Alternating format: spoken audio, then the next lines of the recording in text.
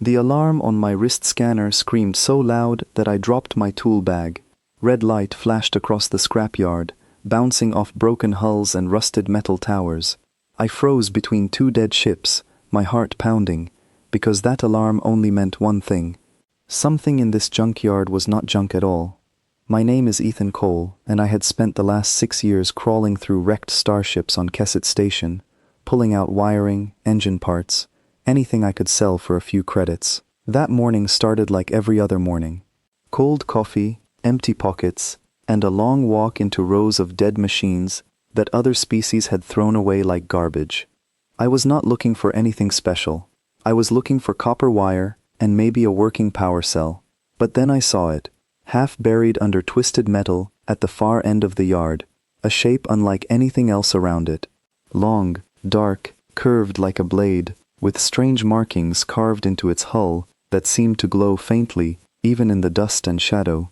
The yard owner, a heavy alien trader named Boric, waved his 3 arms at me when I asked about it. That old thing? Been sitting there longer than this station has existed. Nobody wants it. Too old, too strange, no parts fit anything modern. You want it, take it. 10 credits and it is yours, scrap and all. 10 credits. I had that much in my pocket from selling a broken generator the day before. I laughed a little, thinking I was about to waste my only money on a pile of ancient junk, but something about the ship pulled at me. Maybe it was the shape, so different from anything I had seen. Maybe it was just stubborn curiosity. I handed over the credits before I could talk myself out of it. Boric counted the coins twice, like he could not believe someone actually paid for that wreck. Then he shrugged and walked away, muttering something about crazy humans wasting money on dead metal. I climbed onto the ship using a broken ladder attached to its side. Dust and dry vines covered most of the hull. There was a hatch near the top, sealed tight, with the same strange markings running along its edges. I pressed my scanner against it, expecting nothing. To my surprise, a small section of the marking flickered, then dimmed again. That night, I dragged the ship, piece by piece using a rented cargo lifter, back to the small storage unit I rented near the lower docks.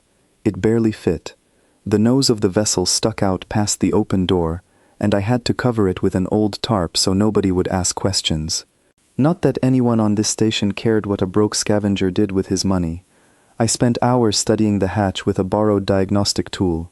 Most old wrecks had systems that were completely dead, nothing left but corroded metal. This one felt different. When I ran a current through the outer plating, I felt something respond, like the ship was listening. Around midnight, exhausted and ready to give up, I pressed my palm flat against a smooth section of the hull, right where the strange markings glowed the brightest. The metal was warm, warmer than it should have been after sitting in a cold storage unit all night. Then the whole ship shuddered. I stumbled back, my heart slamming against my ribs. Lines of light spread across the hull like veins waking up after a long sleep. The hatch I had been trying to open for hours suddenly hissed and slid apart on its own, revealing a dark opening filled with the soft hum of machinery coming back to life. I should have run. Any smart person would have run. Instead, I stood there, frozen, staring into that opening like it was calling my name. A voice broke the silence, deep and calm, coming from everywhere and nowhere at once. Biological signature detected. Command authority required. State your identity. I nearly fell off the ladder. My mouth went dry. I looked around the storage unit, half expecting someone to jump out and tell me this was some kind of prank, but there was no one else there.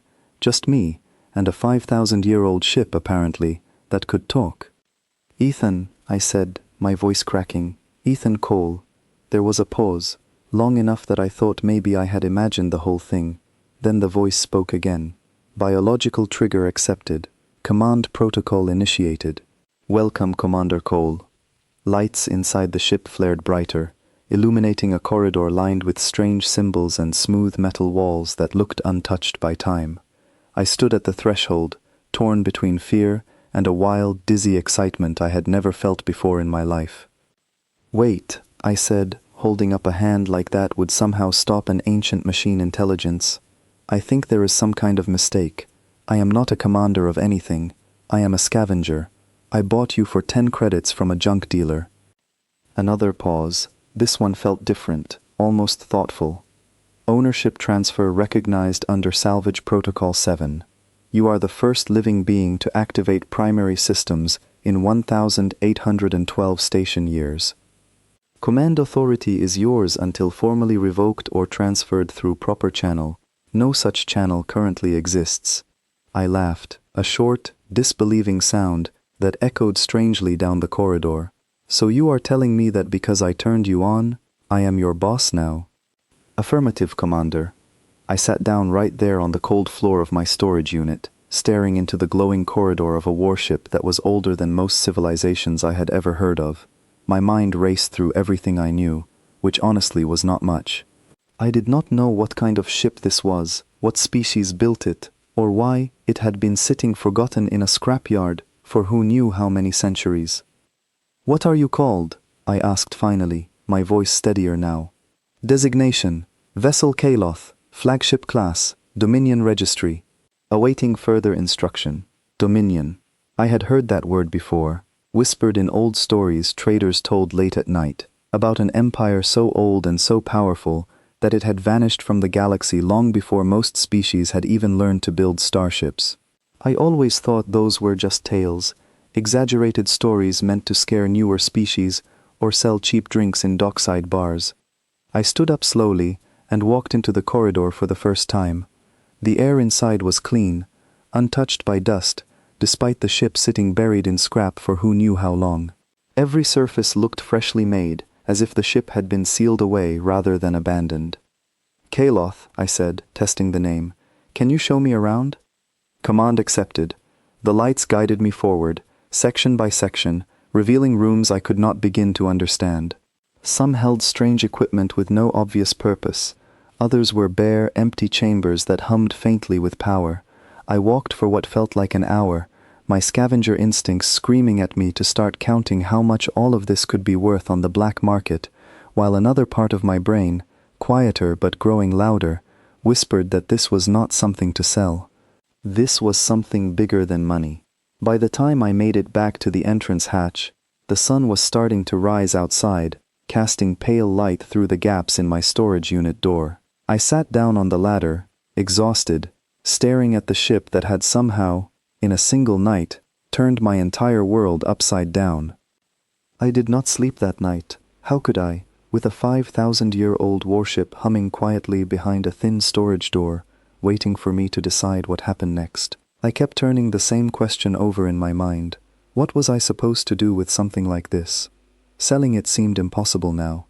Word would spread the moment anyone realized what I had, and something told me, deep down, that a working Dominion ship was not the kind of thing you could quietly sell to the highest bidder without drawing very dangerous attention. Just before dawn, exhaustion finally caught up with me. As I leaned my head against the cold metal of the storage unit wall and closed my eyes, telling myself I would figure everything out once I got some rest, I never got the chance. A sharp knock on the storage unit door jolted me awake. My eyes snapped open, my body tense before my mind even caught up. Sunlight streamed through the cracks around the doorframe. I checked my scanner. It was already midday. I had slept far longer than I meant to. Another knock, harder this time. "Storage Unit 47. A rough voice called from outside. "Open up. Station security." My stomach dropped. Security never came around this part of the docks, unless something serious was going on. I glanced back at the tarp covering the ship, my mind racing through every possible explanation I could give, if they asked what was under it. "1 minute," I called out, trying to keep my voice steady. I pulled the tarp tighter over the ship's nose, though I knew it would do little good if they decided to actually search the unit. My hands were shaking as I walked to the door, and slid it open just enough to see 2 armored figures standing outside, their visors reflecting my nervous face back at me. "Ethan Cole?" one of them asked, checking a device in his hand. "That is me," I said, trying to sound calm. "We picked up an unusual energy signature from this sector last night, strong enough to trip half the sensors on this side of the station. You know anything about that?" My heart pounded so hard I was sure they could hear it. Behind me, faint but unmistakable, I heard Kaloth's systems humming softly, almost as if the ship itself was listening to every word being said. I had bought a 5,000-year-old warship for 10 credits, and it had taken less than a day for the galaxy to notice. I stood in the doorway of my storage unit, staring at 2 station security officers, my mind spinning through every lie I could think of. Behind me, the ship called Kaloth sat silent under its tarp, but I knew one wrong word could bring the whole thing crashing down. Energy signature, I repeated slowly, buying myself a few seconds. I was running some old equipment last night, testing a generator I picked up from the scrapyard. It might have spiked for a moment. The taller officer studied me, his visor reflecting my nervous face. The other one glanced past my shoulder into the unit, where the edge of the tarp was just visible in the shadows. "Mind if we take a look?" he asked, already stepping forward. My stomach twisted. If they pulled that tarp back, my ordinary life would end right there in that dusty storage unit. I planted my feet in the doorway, forcing a tired smile. "Sure, but it is just old junk. Wires, broken panels, nothing exciting. I have been trying to fix up parts to resell, that is all." The officer paused, his eyes narrowing slightly. For a moment, I thought he was going to push past me anyway.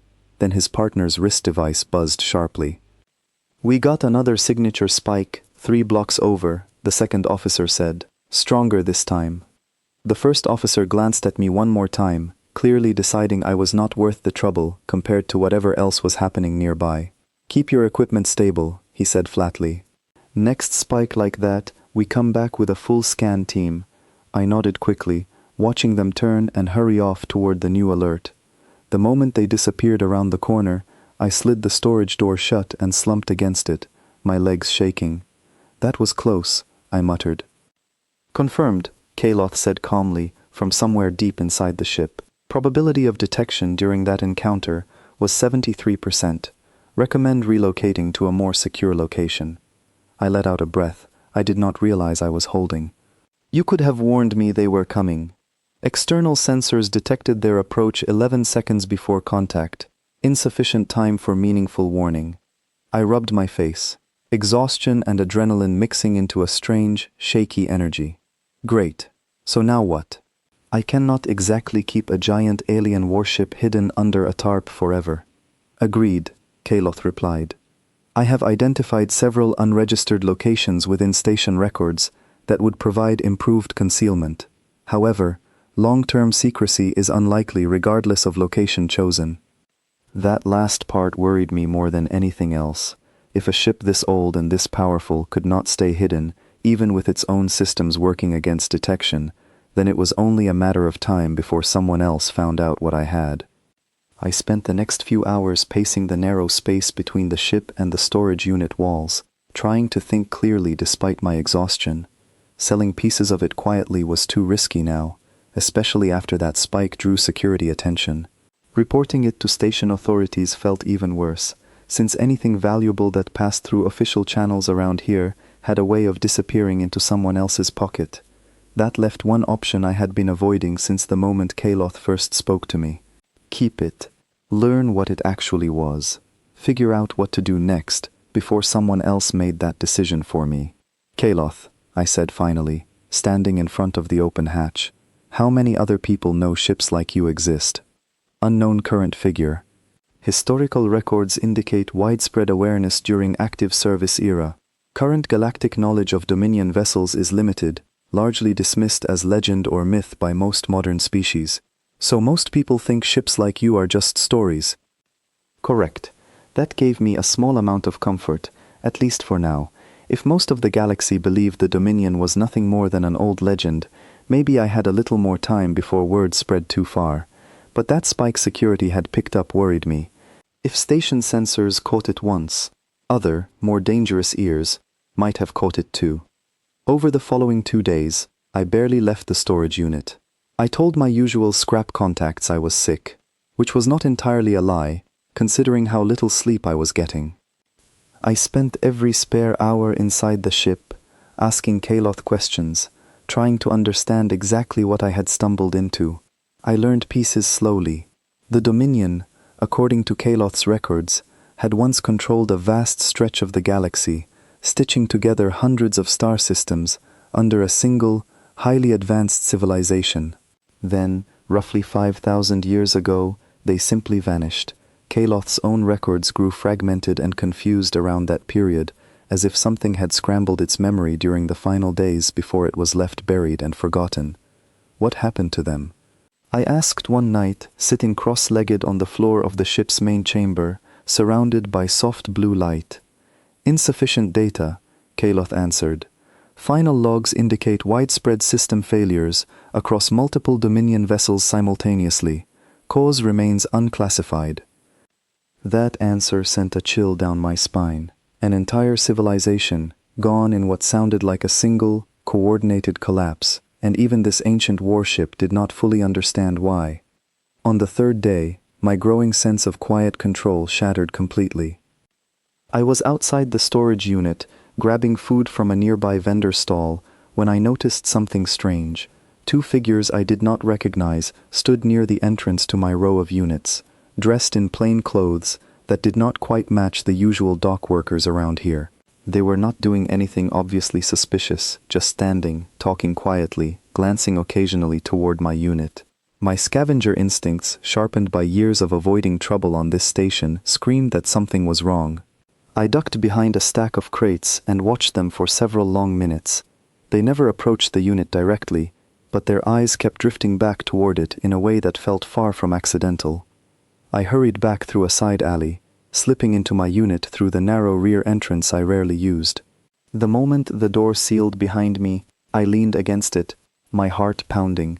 "Kaloth," I whispered, "I think someone is watching this place." "Confirmed," the ship replied immediately, its calm tone doing nothing to steady my racing pulse. External sensors detected two individuals conducting surveillance patterns consistent with reconnaissance activity, beginning approximately 40 minutes ago. And you did not think to mention that. You did not query external status prior to this moment. I groaned, rubbing my temples. Apparently my new ship required very specific questions to volunteer useful information. That was something I would need to fix, and soon, if I planned on staying one step ahead of whoever was out there. "Who are they?" I asked. "Can you tell?" "Insufficient data for definitive identification. However, surveillance pattern matches known reconnaissance protocols used by several galactic intelligence networks, most notably, factions historically associated with monitoring for Dominion technology resurgence." That last part hit me hard. Someone out there was not just curious about strange energy readings. Someone out there was specifically watching for signs that Dominion technology had reappeared, and my little storage unit had somehow ended up on their radar. I spent that entire night wide awake, staring at the ceiling of my tiny living space above the storage unit, listening to every distant footstep and every creak of the building settling around me. Whoever those watchers were, I doubted they would stay patient for long. Sure enough, just before dawn on the fourth day, Kaloth's voice cut sharply through the silence, all traces of its usual calm replaced by something closer to urgency. "Commander, multiple unidentified vessels have entered the station's docking perimeter. Trajectory analysis indicates direct approach toward this storage facility." I sat up so fast I nearly hit my head on the low ceiling. "How many?" "3 confirmed. Configuration suggests light combat capability, likely mercenary or private security origin, rather than official station forces." My blood ran cold. Whatever quiet, careful plan I had been trying to build over the past few days was about to fall apart completely, and there was no time left to think my way out slowly. "Kaloth," I said, already moving toward the ship's open hatch, my hands shaking with a mixture of fear and something else, something that almost felt like determination. "I think it is time you told me exactly what you can do." "Acknowledged, Commander," Kaloth replied, and for the first time since I had activated this ancient, impossible ship, I heard something in its tone that might have been anticipation. "Initiating full system diagnostic. Recommend you brace yourself." This will not be quiet. Outside, the low hum of approaching engines grew louder, and I realized, standing in the doorway of a 5,000-year-old warship, that whatever happened next was going to change everything. The floor beneath my feet trembled as Kaloth's systems came fully alive around me. Panels I had not even noticed before slid open along the walls, revealing glowing controls and shifting patterns of light. I barely had time to process what was happening before the ship's voice cut through the noise again. 3 vessels have taken position outside the facility. Ground forces are approaching on foot. Estimated time until forced entry, 90 seconds. I felt sick. 90 seconds was nothing. I had spent 4 days learning tiny fragments about this ship, and now I was supposed to somehow use it to survive whatever was coming through that door. "What do I do?" I asked, my voice tight with panic. "Command authority rests with you, Commander. State intended action, and I will provide available options." Great. An ancient superintelligence, and it still wanted me to make the decisions. I forced myself to breathe, remembering something my father used to say back when I was a kid, dreaming about a life far more exciting than salvage work. Panic gets you killed. Thinking gets you out. Can you seal the storage unit? Buy us time? Affirmative.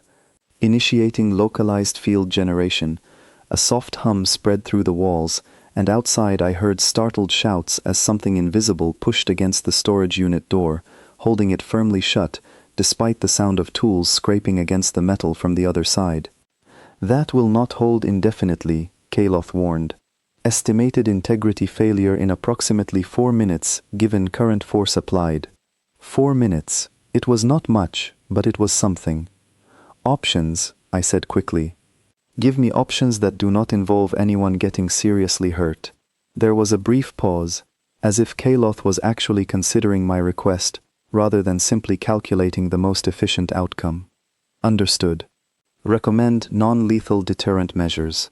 I am capable of generating disorienting sound and light emissions sufficient to discourage forced entry without causing lasting harm." "Do it." The moment I gave the command, the ship responded instantly. A pulse of light flashed from hidden emitters along the hull, followed by a deep vibrating sound that rattled through the walls of the storage unit. Outside, I heard confused shouting, followed by the clatter of dropped equipment. "Effect confirmed," Kaloth reported. "External personnel are experiencing disorientation and temporary loss of balance." I allowed myself a shaky laugh, relief flooding through me for just a moment. Then the ship's tone shifted again, sharper this time. New development. "1 vessel is attempting to breach the roof of this structure directly." My relief vanished instantly. "Can you stop that too?" Affirmative, though continued defensive action will further reveal my capabilities to hostile observers. I hesitated. Every second I let Kaloth act, I was showing whoever was out there exactly what kind of power I now controlled. But the alternative was letting them break in and take it from me anyway. "Do whatever you need to do," I said finally. "Just keep us safe." Acknowledged. A low thrumming vibration spread through the ship as something shifted along its outer hull. Through a small viewport near the hatch, I caught a glimpse of a shimmering barrier forming just above the storage unit roof, deflecting whatever the intruders had been trying to cut through. Shouts of frustration echoed outside, followed by the sound of retreating footsteps. Moments later, engines roared to life, and I watched through the narrow gap in the door as the 3 vessels lifted off, retreating from the facility in obvious disarray. Silence fell over the storage unit, broken only by my own ragged breathing. "They are gone," I said, more to myself than to Kaloth. Confirmed. However, this encounter will not remain unnoticed. Estimated probability of increased interest following this event, 92%. I sank down onto the cold floor, exhaustion crashing over me now that the immediate danger had passed. My hands were still shaking. I had just survived my first real encounter as the owner of an ancient warship, and somehow, that felt like only the beginning. News of the attack spread faster than I expected. By the next morning, whispers moved through the dockworkers and traders I usually avoided. Stories of unknown vessels attempting a raid near the lower storage units, driven off by some kind of strange defensive technology nobody could explain. Nobody connected it to me directly yet, but I knew that would not last. 2 days later, everything changed again. I was checking the ship's systems, trying to understand more of its defensive capabilities, when Kaloth's voice interrupted, with something I had not expected. "Commander, I am detecting an incoming transmission addressed specifically to this vessel's registered identification code." My stomach dropped. "Someone knows what you are called." "Affirmative. The transmission originates from a private diplomatic channel currently unlisted in standard station communication records." "Play it." The message crackled to life, a calm, measured voice speaking in careful, formal tones.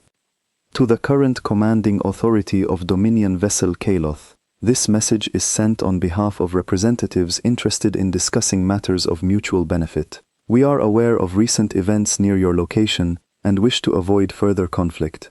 A meeting has been requested at a neutral location within the station. Details to follow upon your response." The message ended, leaving silence hanging heavy in the air. I stared at the small display where the transmission had played, my mind racing. Someone out there, someone organized enough to have access to unlisted communication channels, already knew exactly what I had and exactly where to find me.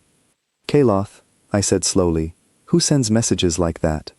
Formal diplomatic phrasing suggests an established organization rather than independent actors. Possible candidates include galactic trade consortiums, regional governing bodies, or intelligence networks operating under diplomatic cover. In other words, you do not know. "Correct, Commander." I paced the length of the ship's main chamber, running through every possible outcome. If I ignored the message, whoever sent it might simply try another approach, potentially more aggressive than the last. If I agreed to meet, I risked walking straight into a trap designed to separate me from the ship, or worse. But hiding had already failed once. Word was spreading, slowly but surely, and I doubted I could keep this secret buried much longer no matter how careful I tried to be. "If I meet them," I said finally, "can you keep track of me? Make sure I am not walking into something I cannot get out of?" "Affirmative. I can maintain remote monitoring within a limited range and provide immediate response capability should the situation deteriorate." That was not much reassurance, but it was more than I had going into that raid 2 days earlier, and I had survived that. I spent the rest of that day drafting a careful response, agreeing to a meeting but insisting on a public location within the station, somewhere crowded enough that any attempt to grab me by force would draw far too much unwanted attention.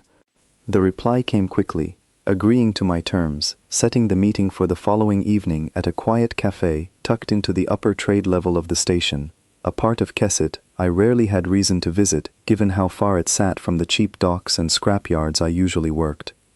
The next evening arrived far too quickly. I dressed in the cleanest clothes I owned, which were not particularly clean by upper-level standards, and made my way through the station's winding corridors, my nerves stretched tight with every step. The cafe sat behind a wide glass front overlooking one of the station's central hubs, filled with well-dressed traders and diplomats from a dozen different species. I felt painfully out of place the moment I walked in, my scavenger boots scuffed and worn against the polished floor. A figure rose from a corner table as I entered, a woman with sharp eyes and calm, practiced movements that immediately told me she was used to negotiations, far more delicate than anything I had ever handled. She introduced herself simply as Elena Voss, representative of an organization she described only as an independent council monitoring galactic stability. "Please sit," she said, gesturing to the empty seat across from her. "I imagine you have quite a few questions." I sat down carefully, my eyes scanning the crowded cafe, half expecting an ambush despite the public setting. "I have more than a few," I admitted, starting with how you knew what I had before I did. Elena's lips curved into a small, knowing smile. "The galaxy has been watching for signs of Dominion technology resurfacing for a very long time, Mr. Cole. Longer than you might imagine. When your ship activated, certain systems designed specifically to detect that kind of energy signature triggered alerts across several networks simultaneously. So those raiders 4 nights ago, they worked for you?" "No," she said firmly. "They were opportunists, likely independent mercenaries hoping to seize valuable technology before anyone official could intervene. Our organization exists precisely to prevent situations like that from spiraling out of control." I studied her carefully, trying to decide how much of what she said I could trust. "And what exactly do you want from me?" Elena leaned forward slightly, her expression turning more serious. "We want to help you understand what you now possess, and more importantly, help you survive the attention it will continue to attract. A Dominion vessel activating after 5,000 years is not a small event, Mr. Cole. Every major power in this region will eventually learn of it, if they have not already." Her words settled over me like a heavy weight. I had known, somewhere in the back of my mind, that this could not stay quiet forever. But hearing it stated so plainly, by someone clearly experienced in matters far beyond my understanding, made the reality of my situation feel suddenly much more real. "What happens now?" I asked quietly. Elena's gaze held mine, steady and unreadable. "Now, Mr. Cole, you decide what kind of future you want, because like it or not, the galaxy has already decided you matter." I did not sleep well after that meeting with Elena Voss. Her words kept circling through my mind, over and over, refusing to let me rest. The galaxy has already decided you matter. I had spent my whole life being invisible, just another scavenger picking through scrap nobody else wanted, and now, apparently, entire organizations were watching my every move. 3 days after the meeting, Kaloth's sensors picked up something that pulled me straight out of an uneasy sleep. "Commander, multiple vessels are converging on this sector. Configuration indicates organized military formation, not independent actors." I bolted upright, adrenaline chasing away the last traces of sleep. How many this time? 7 vessels confirmed, with additional signatures suggesting further reinforcements inbound. 7. That was not a handful of desperate mercenaries hoping for a quick score. That was an actual force, organized and deliberate. "Who are they?" I asked, already moving toward the ship's main chamber. Signal analysis matches registered military codes belonging to the Threll Combine, a regional power controlling several nearby systems. Their historical stance toward Dominion technology has been one of aggressive acquisition. My stomach twisted into a knot. I had heard of the Threll Combine before, mostly in nervous whispers among traders who occasionally crossed paths with their patrols. They were not known for asking politely. "What do they want?" I asked, though I already suspected the answer. "Most probable objective is seizure of this vessel, either through negotiation or force." I clenched my jaw, forcing myself to think clearly, despite the fear tightening my chest. "Can we hold them off like we did with the raiders?" "Unlikely. Their combined firepower significantly exceeds what deterred the previous, smaller group. Direct confrontation carries substantial risk." That was Kaloth's careful way of telling me we could not simply scare this many warships away with flashing lights and loud noises. "Options," I said, forcing my voice steady. "Give me something." "Recommend immediate relocation, to reduce direct confrontation. Kaloth retains sufficient mobility for short-range evasive maneuvers, though extended engagement remains inadvisable, given current combat readiness levels." I thought quickly, weighing every possibility. Running felt like the obvious answer, but running meant leaving behind the only life I had ever known, the cramped storage units and familiar corridors of Kesset Station, everything and everyone I had grown used to over the years. Staying meant risking everything falling into the hands of a power known for taking what it wanted without asking twice. "Kaloth," I said finally, my decision settling into place despite the fear still coursing through me. "Get us moving. We are not letting them take you without a fight, but we are also not staying here to get boxed in." "Acknowledged, Commander. Preparing for departure." The ship shuddered gently as ancient systems, silent for millennia, began working together once more.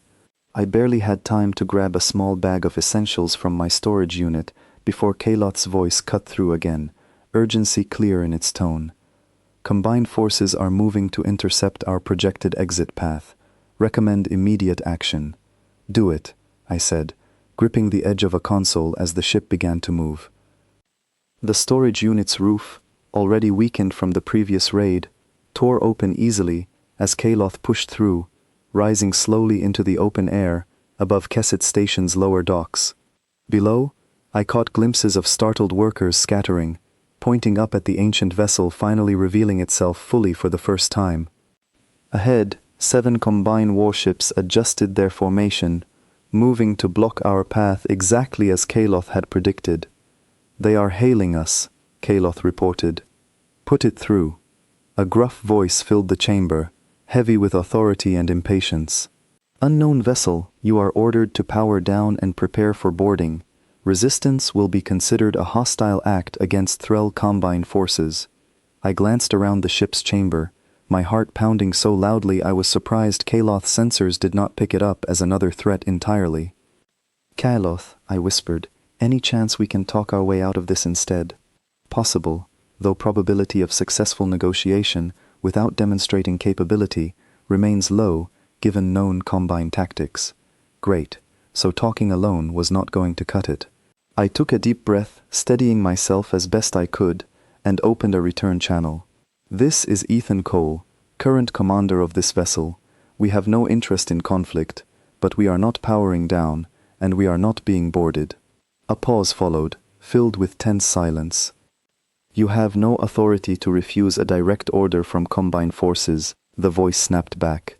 "Maybe not," I replied, forcing confidence into my voice I did not entirely feel.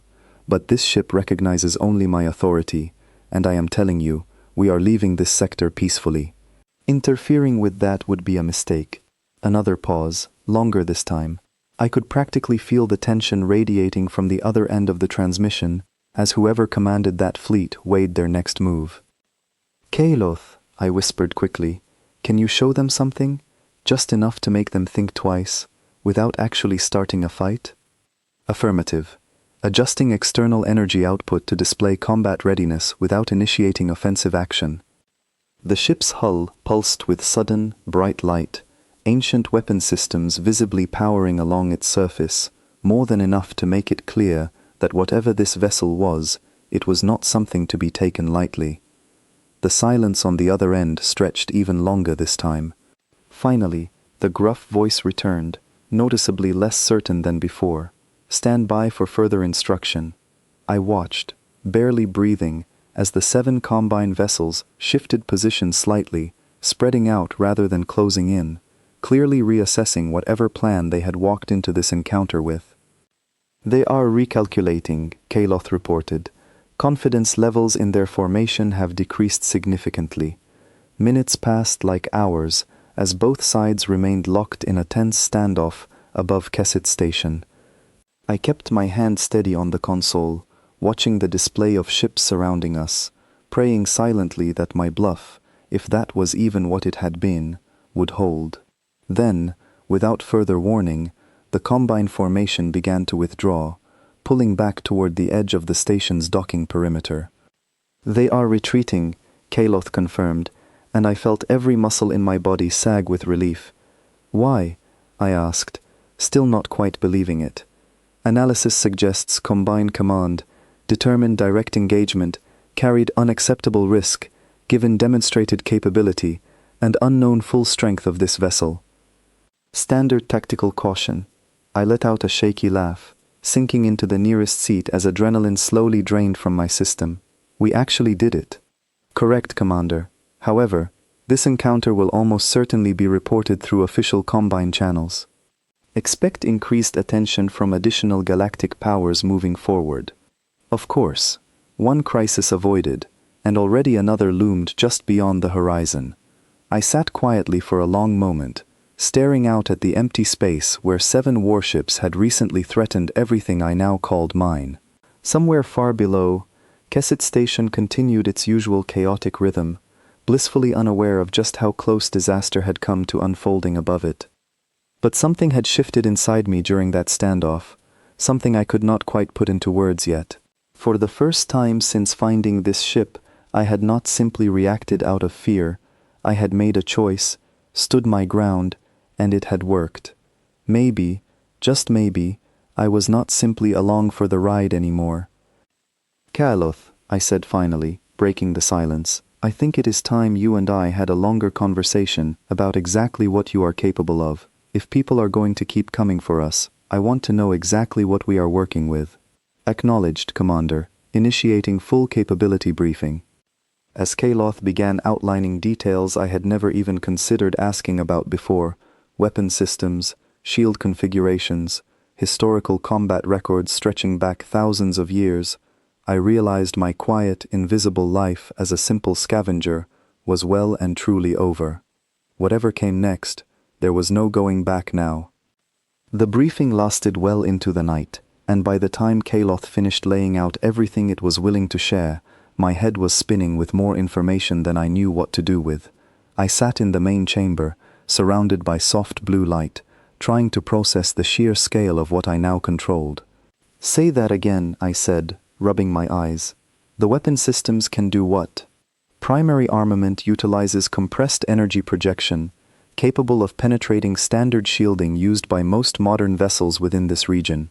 Secondary systems include short-range disruption fields designed to disable enemy propulsion without causing structural damage." I let out a low whistle. "So you could have taken out those 7 ships if you wanted to?" "Theoretically, yes. However, direct confrontation risked significant collateral damage to nearby station structures, along with unknown consequences from revealing full combat capability prematurely. That explained the careful, measured approach Kaloth had taken during the standoff, rather than simply overwhelming the Combine fleet outright. Even with all this power at my fingertips, the ship itself seemed to understand the value of restraint, something I found strangely reassuring given everything else happening around me. Over the following days, I threw myself into learning as much as I could. Kaloth walked me through basic navigation controls, defensive protocols, and fragments of history pulled from its ancient archives. Slowly, piece by piece, a clearer picture of the Dominion began to form in my mind, a civilization so advanced it had once stitched together hundreds of star systems under a single, unified rule. But the deeper I dug, the more troubling questions arose. "Kaloth," I asked one evening, sitting cross-legged on the floor of the ship's archive chamber, surrounded by shifting holographic records, "if the Dominion was this powerful, how did they just disappear? An empire that size does not vanish overnight without a reason." "Correct assessment," Kaloth replied. "Available records indicate a sudden, widespread systems failure, affecting multiple Dominion vessels and installations simultaneously. Precise cause remains unclassified within my archives." Unclassified or hidden. There was a pause, longer than usual, as if Kaloth was carefully considering how to answer. "Certain sections of my historical archive show evidence of deliberate corruption, consistent with intentional data removal rather than natural degradation." That sent a chill down my spine. Someone, or something, had gone out of their way to erase whatever truly happened to the Dominion, leaving only fragments and unanswered questions behind. "Any idea who could have done that?" I asked. "Insufficient data for conclusive determination. However, pattern analysis suggests access requiring authority equivalent to or exceeding standard Dominion command clearance. In other words, whoever had erased those records was not some outside enemy. It was someone from within the Dominion itself, someone with access to the very highest levels of authority." I sat with that unsettling thought for a long while, staring at the shifting holographic symbols surrounding me, wondering just how deep this mystery actually went. Over the next week, life on Kesset Station grew strange in ways I never could have predicted. News of the standoff with the Threll Combine had spread quickly, twisting and exaggerating with every retelling until half the station believed some kind of ancient god had appeared to defend the lower docks. I kept a low profile as much as possible, moving Kaloth to a quieter, more secluded section of the station, under cover of night, but avoiding attention entirely had become nearly impossible. Traders who once ignored me completely now offered nervous greetings whenever I passed. Old contacts I had not spoken to in years suddenly wanted to reconnect. Even Boric, the very trader who had sold me the ship for 10 credits without a second thought, tracked me down one afternoon, practically begging for a chance to buy it back at whatever price I wanted. I turned him down, of course, though the desperate look on his face when he realized exactly what he had given away for pocket change was almost enough to make me laugh. Then, exactly 9 days after the standoff, Elena Voss reached out again, this time requesting a far more urgent meeting. "Something has changed," her message read simply. "We need to speak immediately." I agreed, though this time I insisted Kaloth remain close enough to monitor the situation directly. unwilling to walk into another important conversation without some form of protection nearby. We met in a private room this time, away from the crowded cafe where our first conversation had taken place. Elena looked noticeably more tense than before, her usual calm composure cracking slightly around the edges. "What is going on?" I asked, sitting across from her. "The Combine's retreat did not go unnoticed," she said without preamble. "Word has spread far beyond this sector. Several major powers are now actively discussing the situation, and not all of them share the Combine's caution." My stomach tightened. "Meaning what exactly?" "Meaning some believe direct negotiation would be more effective than confrontation. Others believe overwhelming force is the only reliable solution before your capabilities grow further understood, and therefore more difficult to counter." I leaned back, processing the weight of her words. So either they want to talk me into giving up the ship, or they want to just take it by force before I figure out how to stop them. Essentially, yes. I rubbed my temples, exhaustion settling deep into my bones, despite everything Kaloth had taught me over the past week. "And what do you recommend?" Elena hesitated, choosing her next words carefully. "There is a third option, one our organization has been quietly working toward for longer than you might realize. Rather than allowing outside powers to dictate what happens to Dominion technology, we believe a stable, independent authority, one capable of managing that technology responsibly, would serve everyone's interests far better." I stared at her, slowly understanding what she was suggesting. "You want me to become that authority? We believe you already are, Mr. Cole, whether you intended to be or not. The only question now is whether you accept that role deliberately, with support, or continue reacting to each crisis as it arrives, alone." Her words settled heavily over me. Just weeks ago, I had been an anonymous scavenger, scraping by one broken part at a time, invisible to the wider galaxy beyond my small corner of Kesset Station. Now, apparently, entire organizations were discussing whether I should hold some kind of formal authority over ancient, dangerous technology capable of reshaping regional power balances. "I never asked for any of this," I said quietly. "Few who end up shaping history ever do," Elena replied, her tone softening slightly. "But history rarely waits for permission before demanding a decision." I sat in silence for a long moment, weighing everything she had said against everything Kaloth had shown me over the past week. The unanswered questions about the Dominion's disappearance, the growing attention from powers far larger and more dangerous than a handful of desperate raiders, the strange, undeniable fact that despite every instinct telling me to run and hide, some quiet, stubborn part of me refused to simply give up what I had found. "If I agree to this," I said finally, "what happens next?" Elena's expression shifted, something close to relief crossing her features. "Then we begin preparing you for what comes next, because Mr. Cole, whether through negotiation or conflict, the galaxy is coming to your door, regardless of what you decide today." I thought of Kaloth, waiting quietly nearby, its ancient systems humming with power I was only beginning to understand. I thought of the erased Dominion records, the unanswered questions surrounding an empire's sudden collapse, and the growing certainty that whatever answers existed were somehow tied directly to the very ship I now called mine.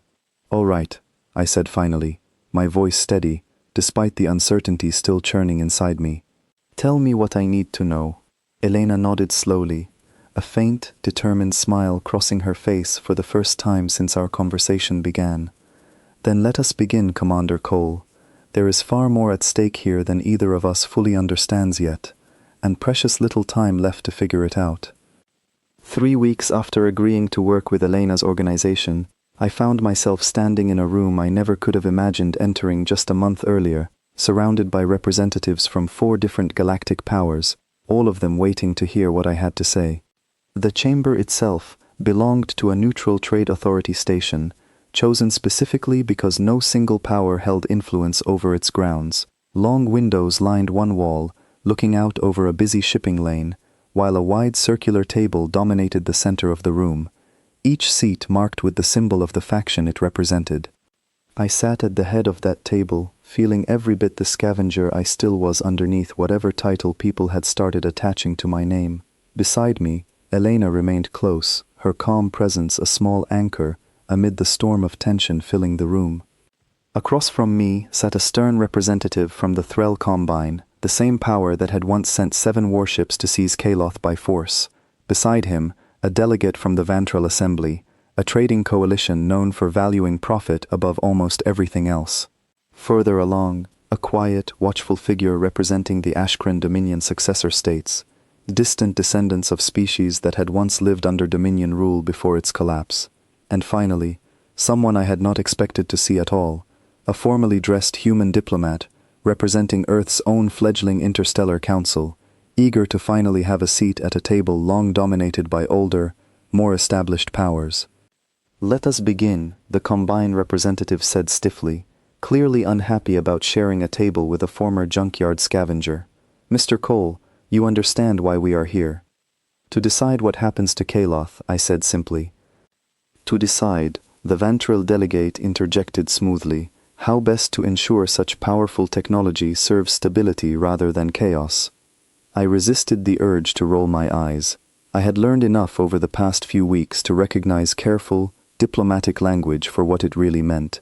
Everyone at this table wanted a piece of what I had found, whether through partnership, control, or outright seizure disguised as concern for galactic stability. "Here is what I understand," I said, straightening in my seat despite the nervous flutter still churning in my stomach. "Kaloth chose me the moment I activated its systems. That choice was not something any of you made, and it is not something any of you get to simply take away because it makes you uncomfortable." The Combine representative's jaw tightened. A single individual controlling technology of this magnitude presents an unacceptable risk to regional stability.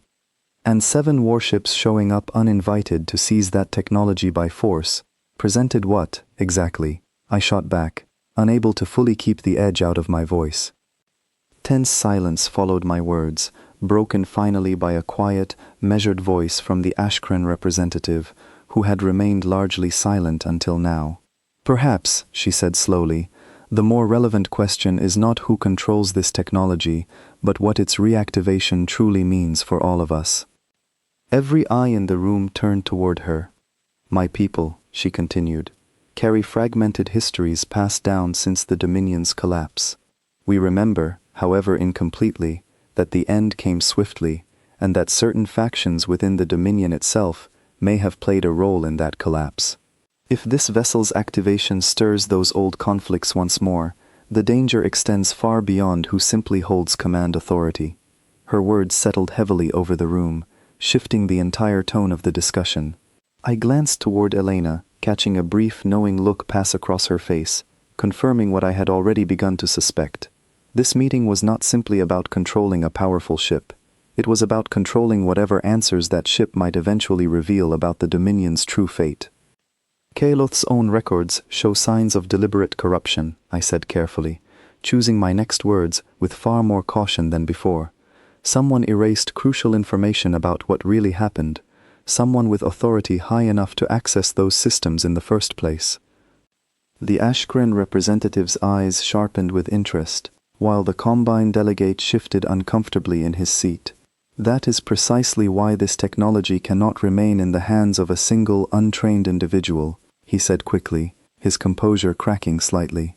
"Whatever secrets remain buried within that vessel require proper, coordinated investigation, not the impulsive decisions of a scavenger playing at diplomacy."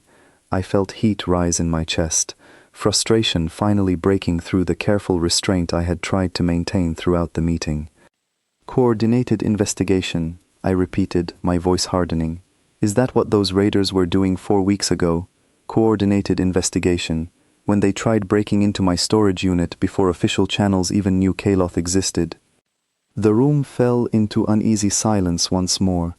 I took a slow breath, forcing myself back into calmer footing. "Here is what I am willing to offer. Kaloth remains under my authority, as it already recognizes only my command. In exchange, I am willing to share whatever historical information we uncover, openly, with every power represented at this table, rather than allowing any single faction exclusive access to Dominion secrets." The Vantrell delegate leaned forward with obvious interest. "And weapons capability? Trade access? Surely those remain open for negotiation." Kaloth is not a weapon for hire, I said firmly. It is not a bargaining chip either. What I am offering is transparency and cooperation, not ownership. Murmurs passed around the table as each representative considered my words carefully. I could feel the weight of the moment pressing down on me, every instinct from my old scavenger life screaming that I was pushing my luck sitting here, negotiating as an equal with powers that could crush Kesset Station without a second thought if they truly wanted to.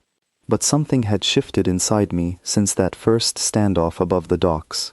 I was no longer simply reacting, hoping desperately to survive each new crisis as it appeared. I was choosing, deliberately, how this story continued from here. Finally, the human diplomat, who had remained quiet throughout most of the meeting, spoke up. Earth's Council supports Mr. Cole's proposal, she said simply. Transparency benefits everyone far more than another power quietly hoarding ancient secrets for its own advantage. Her words seemed to shift the balance of the room slightly. The Ashkren representative nodded slowly in agreement, while the Vantrell delegate, ever practical, calculated the potential trade benefits of maintaining friendly relations with whoever controlled access to Dominion knowledge moving forward.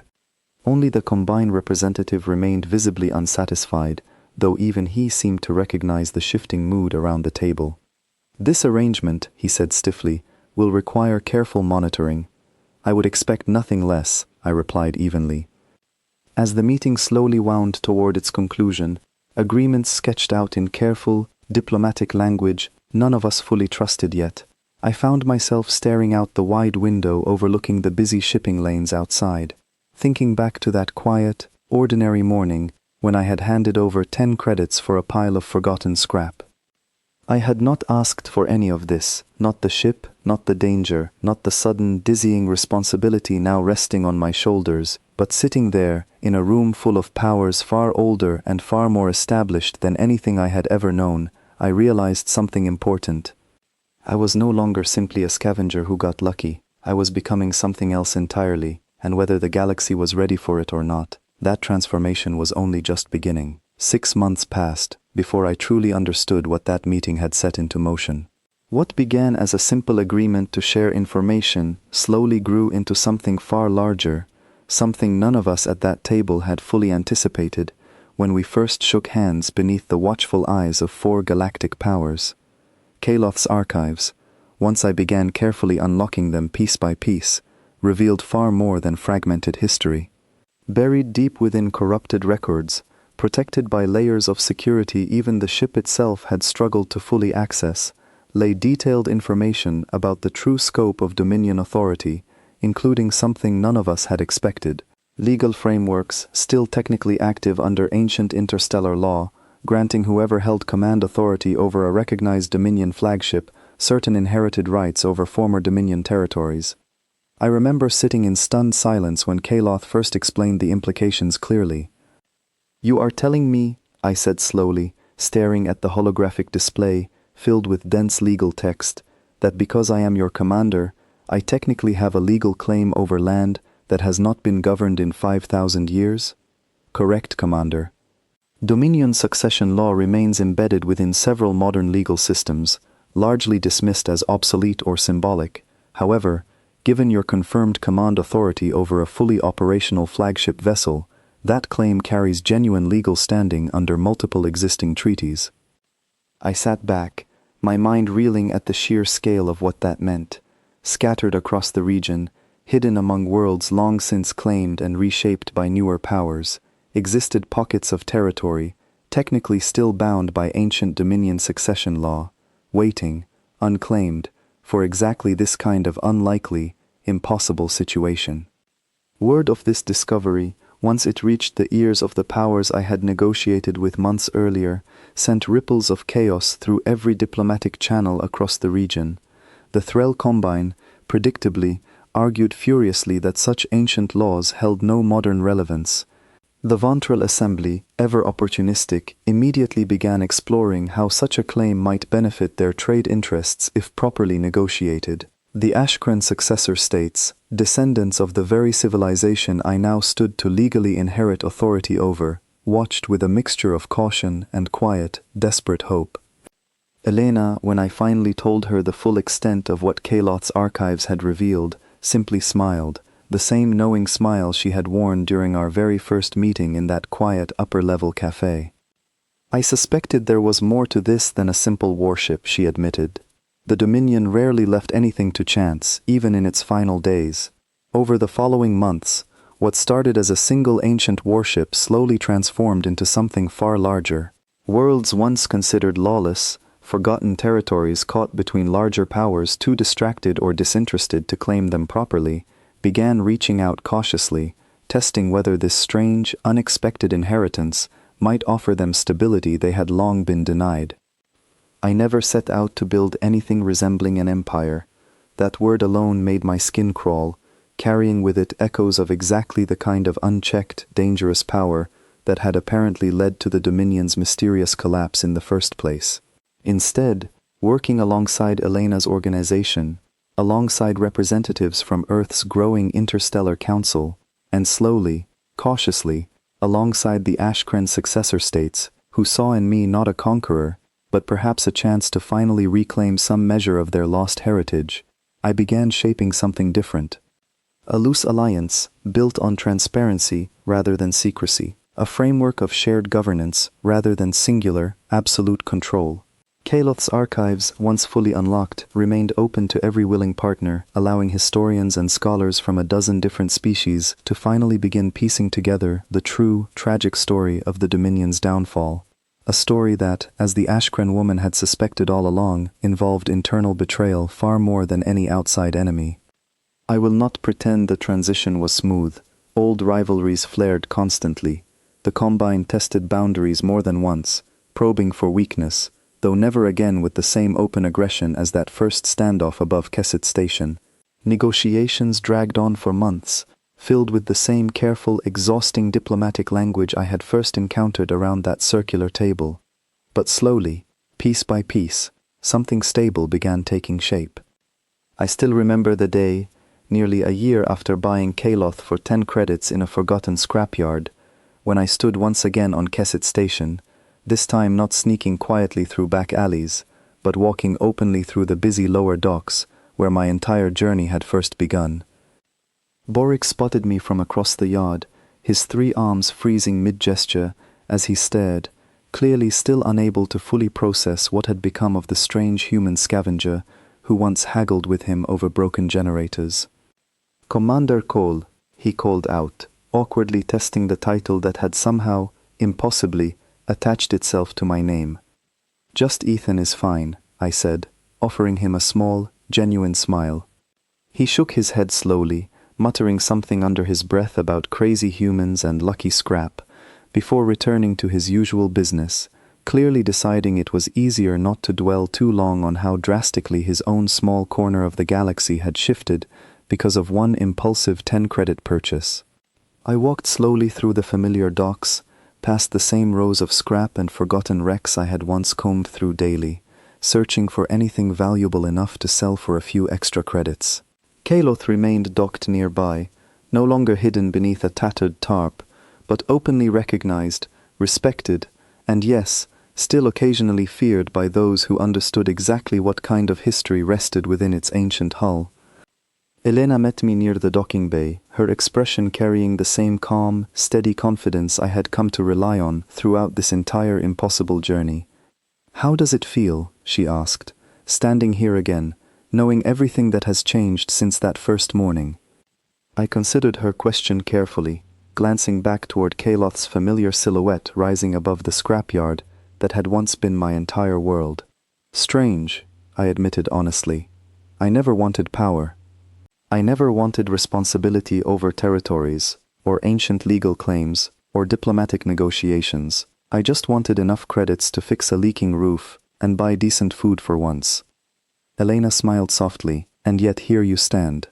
"Here I stand," I agreed, allowing myself a small, tired laugh. Kaloth's voice, calm and familiar, spoke quietly through the small communicator I now carried everywhere. "Commander, incoming transmission from Ashkrin's successor council, requesting formal discussion regarding shared historical preservation efforts." I glanced at Elena, who simply raised an eyebrow, clearly amused by how quickly ordinary life had become anything but ordinary for me. "Duty calls," I said, shaking my head with a mixture of exhaustion and something that, despite everything, felt oddly close to genuine purpose.